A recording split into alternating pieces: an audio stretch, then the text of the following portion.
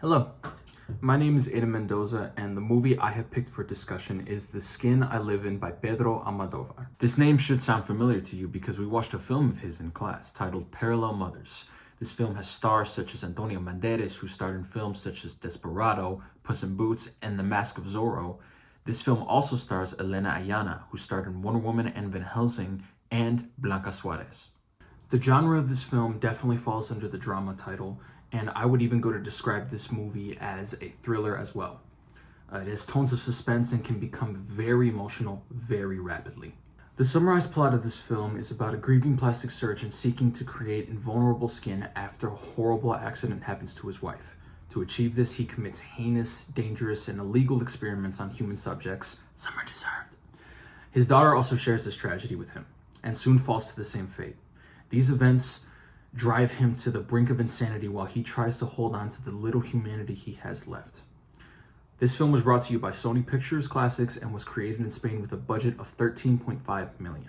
During this class, we learned a lot about Spain's contributions to Hispanic cinema and the dark days of how it started.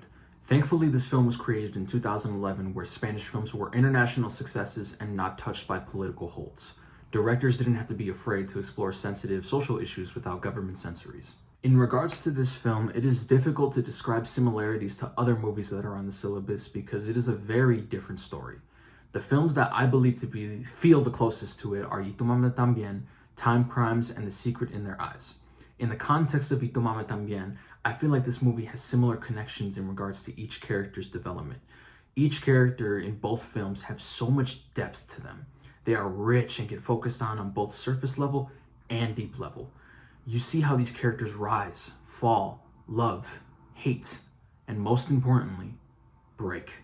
And this film has a lot of breaking, like glass, or in the instance of this movie, like the skin the surgeon likes to mend together. One example that both the main characters have in common, I'm talking about specifically Tenoch, which is the rich kid from Y Tu Mama Tambien, and Robert, the main character of this movie, have a distinct form of jealousy.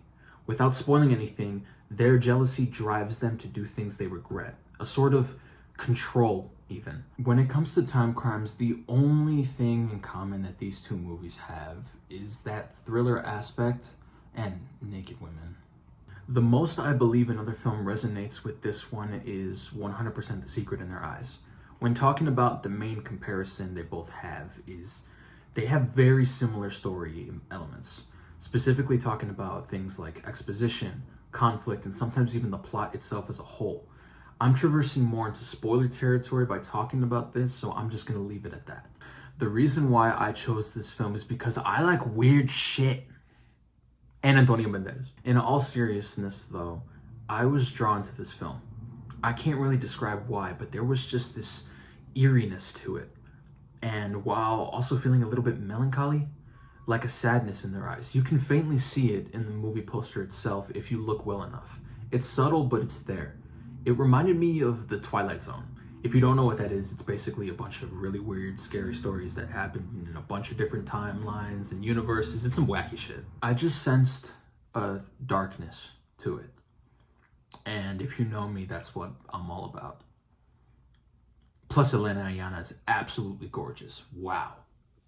And Antonio Banderas is hot as f. Why I think you, the viewer, should check out this film is because this piece of cinema has themes to it that we as humans struggle with in our everyday lives. These are themes of self-worth, identity, transformation, obsession, even the nature of human consciousness. What we believe to be right and wrong, and if there's a line, how far are we willing to walk to cross it? And that's saying if there's one at all. This moral ambiguity is the foundation of what makes this film stand out. Almodovar makes you question yourself and your values. How much empathy do you truly have for yourself and others? This movie brings that out of you, and any film that can do that is incredible. I do want to put a content warning for this film because it has a lot of blood and sexual themes. There is a frequent amount of blood and scenes of body mutilation, and there are also numerous sex scenes, and some of them involve rape. If you have difficulties watching that, this might not be the best movie for you because these things did occur pretty frequently. Regardless, I still highly recommend it. There is some times where I do feel scenes like that specifically can be a little unnecessary, but in this movie specifically, you can tell that everything is put there for a reason. And that's what makes this movie so good. That's what makes pretty much every movie that does that good, because you can tell everything in there has a purpose. It's not in there for any ill intent or, you know, something to make fun of, or, you know, just a director trying to be creepy or... Thank you so much for watching. Again, my name is Aidan Mendoza, and this has been my discussion for The Skin I Live In by Pedro Almodovar. Now, if you'll excuse me, I have an appointment.